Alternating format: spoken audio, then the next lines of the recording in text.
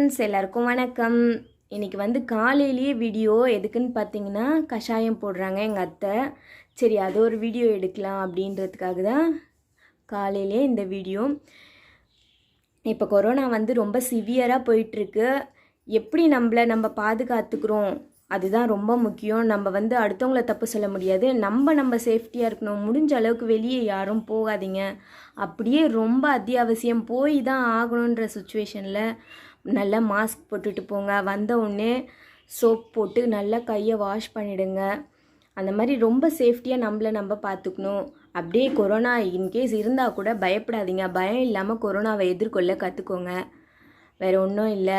சரி வாங்க இந்த கஷாயம் எப்படி பண்ணுறதுன்னு பார்க்கலாம். ஃபஸ்ட்டு அதுக்கு தேவையான பொருட்கள்லாம் எடுத்து வச்சுருக்கோம். அது என்னென்னு ஃபஸ்ட்டு பார்த்துடலாம்.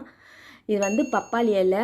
இது வந்து ரொம்ப குவான்டிட்டி நிறைய இருக்குது. ஏன்னா நாங்கள் வந்து ஒரு 10 பேர் குடிக்க போகிறோம். ஸோ அதனால் வந்து இவ்வளோ நிறைய குவான்டிட்டி இருக்குது. நீங்கள் ஒரு 2 பேரோ 3 பேரோ அதுக்கேற்ற மாதிரி கம்மியான குவான்டிட்டியில் எடுத்து நீங்கள் செஞ்சுக்கலாம். பப்பாளி இலை வந்து ஒரு 5 இலை நல்லா எடுத்து அதை கட் பண்ணி வச்சுருக்கோம். அதுக்கப்புறம் துளசி வந்து நான் ஒரு 20-30 இலை அப்படி எடுத்திருக்கேன். அப்புறம் இது வந்து கற்பூரவள்ளி ஓமவள்ளி சொல்லுவாங்க இல்லையா, அந்த இலை. இதுவும் ஒரு 20-30 இலை எடுத்திருக்கோம். இது வேப்பங்கொழுந்தும் கொஞ்சம் ஒரு கைப்பிடி அளவுக்கு அந்த அளவுக்கு எடுத்திருக்கோம். இது வந்து குப்பைமேனி இலை. இதுவும் ஒரு கைப்பிடி அளவுக்கு எடுத்திருக்கோம். அதுக்கப்புறமா வந்து நல்லா 2 ஸ்பூன் அளவுக்கு மிளகு, 2 ஸ்பூன் அளவுக்கு சீரகம், 2 ஸ்பூன் அளவுக்கு இது சுக்கு பொடி, அப்புறம் ஒரு பெரிய ஸ்பூன் அளவுக்கு மஞ்சத்தூள், ஒரு கட்டை பூண்டு. இதெல்லாம் தான் இதுக்கு தேவையான பொருட்கள். இது எப்படி செய்கிறதுன்னு பார்க்கலாம் வாங்க. ஃபஸ்ட்டு அடுப்பு பற்ற வச்சு தண்ணி வச்சுக்கிட்டோம். எங்களுக்கு எந்த அளவுக்கு தண்ணி தேவையோ நாங்கள் 10 பேர் குடிக்கிறதுக்கு அந்த அளவுக்கு தண்ணி. இப்போ இந்த தண்ணியெல்லாம் சுண்டி தான் வரப்போகுது. ஸோ அதனால் இந்த பவுலில் 3/4 அளவுக்கு வச்சுருக்கோம். இது நல்லா தண்ணி காயட்டும். இப்போ தண்ணி காஞ்சிருச்சு. நம்ம எடுத்து வச்சுருக்கோம் இல்லையா, ஒவ்வொரு இலையாக எடுத்து சேர்த்துக்கலாம். ஃபஸ்ட்டு வந்து கற்பூரவள்ளி,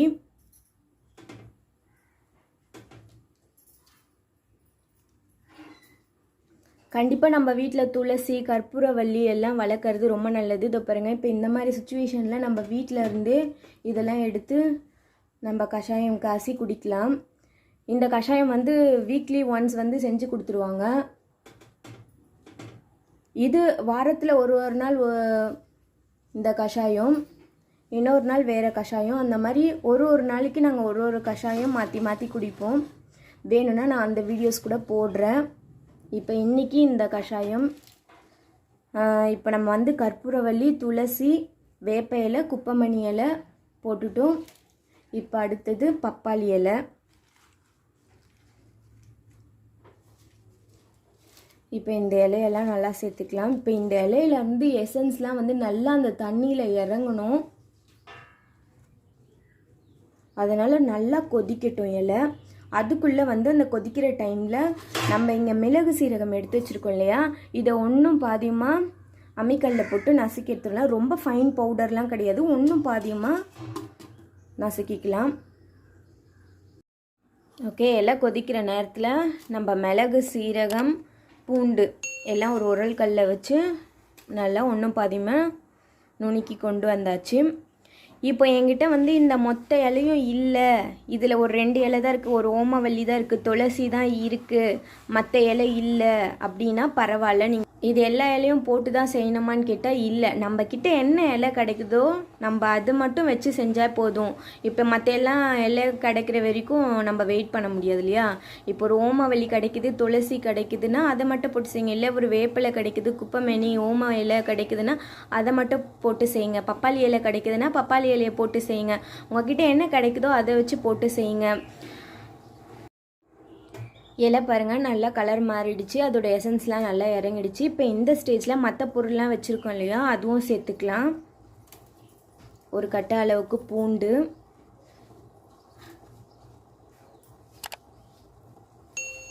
நுணுக்கி வச்ச மிளகு,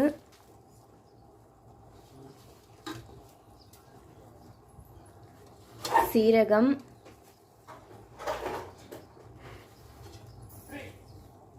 சுக்கு பவுடர். இது எல்லா பொருளுமே மூச்சு பிரச்சனை, சுவாச பிரச்சனை சம்மந்தமான பொருட்கள் நம்ம உடம்புல இருக்கிற பிரச்சனையெல்லாம் தீர்க்கக்கூடியது தான். ஸோ எதுவுமே நம்ம பயப்படவே தேவையில்லை, கொரோனா பற்றின பயமே தேவையில்லை. இப்போ மஞ்சள் தூள்,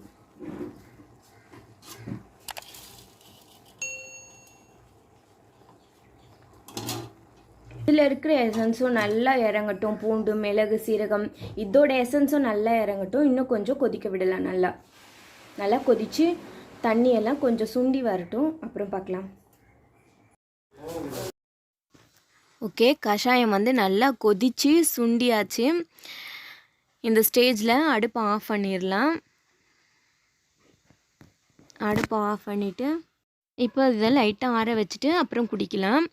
இப்போ இந்த மாதிரிலாம் குடிக்கிறதுனால கொரோனா வராதா 100% அப்படின்னா கண்டிப்பாக இல்லை. இந்த மாதிரி நோய் எதிர்ப்பு சக்தி அதிகமாக உள்ள பொருட்கள்லாம் நம்ம எடுத்துக்கும் போது கொரோனா நம்மளை நெருங்கிறது கம்மியாகும். ஏன்னா நம்ம உடம்புல நோய் எதிர்ப்பு சக்தி நிறைய இருக்குது, அதனால் கொரோனா வராது. நம்ம சாப்பிட்ற உணவு பழக்க வழக்கத்தில் நோய் எதிர்ப்பு சக்தி அதிகமாக உள்ள பொருட்களை எடுத்துக்கிறது கொரோனா வராமல் தடுக்கிறதுக்கு உண்டான வழி. அதனால தான் இதெல்லாம் நம்ம எடுத்துக்கிறோம். கஷாயம் ரெடி ஆகிடுச்சு. இப்போ டம்ளரில் ஊற்றி வச்சுருக்கேன். இதை எல்லாருக்கும் ஒன்று ஒன்று கொடுத்துடலாம்.